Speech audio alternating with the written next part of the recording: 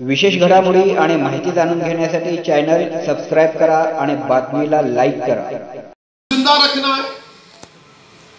तुम सेकुलरिज्म के गुलाम और कैदी बने हुए मुसलमानों, क्या मेरे मुकद्दर में यह लिखा है कि मैं सेकुलरिज्म के ट्रेन के स्टेशन पर हमेशा कूली बनकर इन जालिमों का बोझ उठाऊं?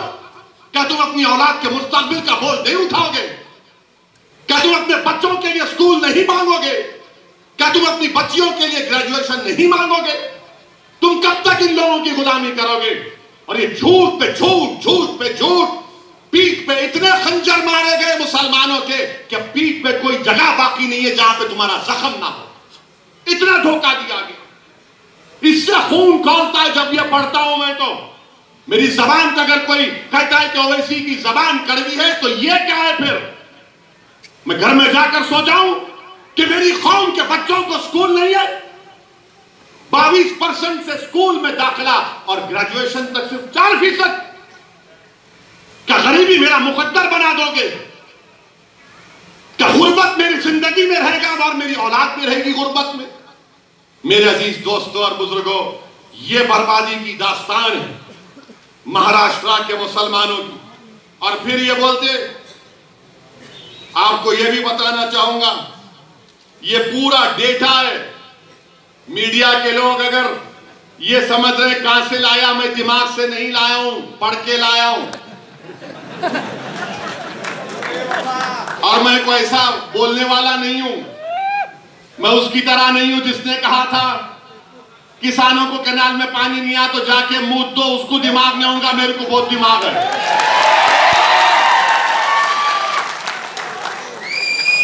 अब आप सुनो, पूरे महाराष्ट्र में कितनी जमीनें, एग्रीकल्चर लैंड कितनी है मुसलमानों के पास रूरल एरिया में। और वो मुसलमानों को मैं याद दिला रहा हूं जो उस वक्त असेंबली के इलेक्शन में जो बैंड बाजा की पार्टी बने हुए थे कांग्रेस राष्ट्रवादी के लिए, सेकुलरिज्म सेकुलरिज्म, वोट दो वैसी आ जाएगा। अब बोलो, देखो कितनी जमीन तुम्हारे पास है, ज़िराअत की जमीन, एग्रीकल्चर जमीन देही इलाकों में। मराठाओं के पास, जिनके पास कोई जमीन नहीं है ज़िराअत की, मराठाओं के 8.66% है जिनके पास एग्रीकल्चर की कोई जमीन नहीं है। कितने मुसलमानों के पास एग्रीकल्चर की जमीन नहीं है? अच्छा, यहां कोई गांव से आया? कोई गांव में जमीन है तुम्हारी? है तो हाथ उठाओ, डरो मत, नहीं डरो। कितने, 1 2 जो गांव में जमीन है ज़िराअत की जमीन, कितने? खाली 4 हाथ उठे, वहां 5 6। अब आप ये सही है ना? फिर 83% महाराष्ट्र के मुसलमानों के पास रूरल एरिया में, देही इलाकों में कोई ज़िराअत की जमीन नहीं है, कोई ज़िराअत की जमीन नहीं है। और हमारे मराठा भाइयों के पास 8.66% उनके पास जमीन नहीं है। अच्छा, 2.5 एकड़ जमीन हमारे मराठा भाइयों के पास कितना है? 62.74%। और मुसलमानों के पास 10%। मुबारक हो, सेकुलरिज्म जिंदा है भी, मुबारक हो तुमको। 62% जिसके पास 2.5 एकड़ जमीन है उसको रिजर्वेशन देंगे। जिसके पास 10% लोगों के पास 2.5 एकड़ जमीन है उसको नहीं देंगे आप, क्योंकि वो गरीब है, तुम तो दौलतमंद हो, तुम्हारे घरों में तो अरब का तेल निकल रहा है ना। घर में चिराग जलाने के लिए तेल नहीं है और ये जालिम हमको रिजर्वेशन नहीं देंगे। और फिर जिसके पास 5 एकड़ जमीन है, हमारे मराठा भाइयों, 19% मराठा भाइयों के पास 5 एकड़ एग्रीकल्चर रूरल एरिया में लैंड है। मुसलमानों के पास कितनी? 5 एकड़ जमीन कितने लोगों के पास है महाराष्ट्र में? खाली 4.60%। 10 एकड़ 6% मराठाओं के पास है, मुसलमानों के पास कितने? 1.20। और फिर 10 एकड़ के ऊपर कितने मराठाओं के पास जमीन है? 2.70। मुसलमानों के पास 1% भी 10 एकड़ के ऊपर जमीन नहीं। मुबारक हो आपको मुसलमानों, खास तौर से मुबारक उन लोगों को जो सेकुलरिज्म के झूठे वादे पर ये राष्ट्रवादी कांग्रेस को वोट देते बल्कि गुलामी करना उनका मुकद्दर समझते। ये तुम्हारी बर्बादी की दास्तान बयान कर रहा हूं। और फिर इसके बाद आप जाइए, आपकी आमदनी कितनी है मालूम आपको?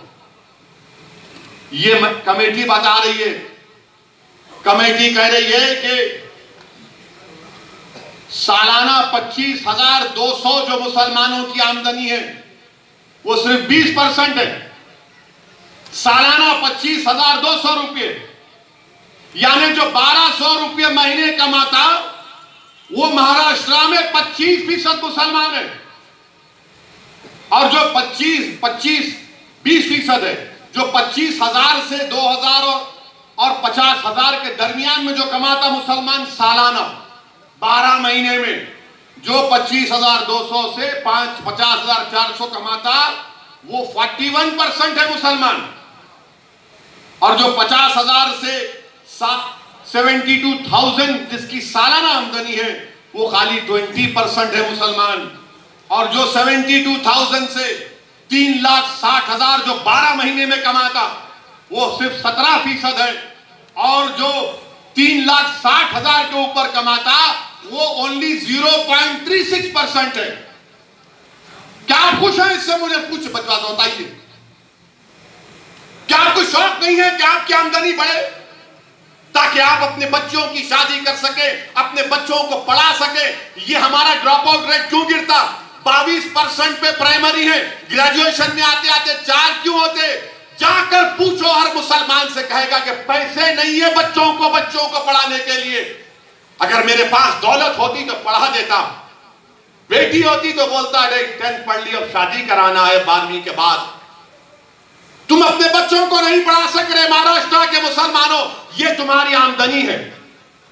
आप बताओ, आप क्या खामोश बैठेंगे? आप फिर अंदाजा लगाइए। और फिर अब ये हमारे मराठा भाइयों की आमदनी क्या है ये भी देख लो आप। ये भी नंबर लाया हूं, पूरी तैयारी करके आता हूं हमेशा। ये तो आपको बता दिया मैं। अब देखो हमारे मराठा भाइयों की आमदनी जो सालाना 24,000 कमाते वो 22% है। आप 25,000 जो कमाते हो 20% है।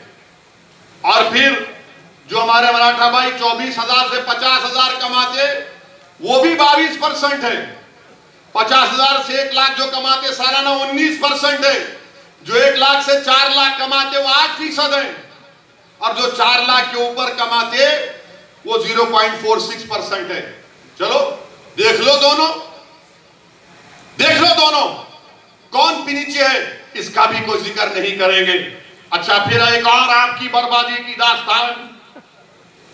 मुसलमानों को अगर बैंक से लोन लेना है, बैंक से कपड्यांचा ढीग जर तुम्हाला दुकानात आढळला तर तुम्ही कपडे कसे विकत घ्याल? सर्व भाज्यांचं मिश्रण तुम्हाला बाजारात आढळलं तर तुम्ही भाज्या घ्याल? डाळ, तांदूळ आणि इतर किराणा मालाचं मिश्रण आढळल्यास किराणा सामान विकत घ्याल? सगळं काही वेगळं झालं तर सोपं होणार नाही का? अशाच प्रकारे कचरा वेगळा झाल्यास कचऱ्यावर प्रक्रिया करणंही सोपं जातं। प्रत्येक सुक्या कचऱ्यासाठी निळ्या रंगाचा डबा, ओल्या कचऱ्यासाठी हिरव्या रंगाचा डबा, धोकादायक कचऱ्यासाठी लाल रंगाचा डबा, सुका कचरा काच, लाकूड, चामडं, प्लास्टिक, धातू, कापड, रबर, कागद इत्यादी। ओला कचरा फळाची साल, उरलेली भाजी, कातडी, न शिजवलेलं अन्न, कॉफी किंवा चहा पावडर, बागेचा कचरा जसं पानं आणि फळं। धोकादायक कचरा diaper, sanitary napkin, paint drum, तुटलेले बल्ब, ट्यूबलाइट, बॅटरी, रासायनिक घटक इत्यादी। सौजन्य सोलापूर महानगरपालिका सोलापूर।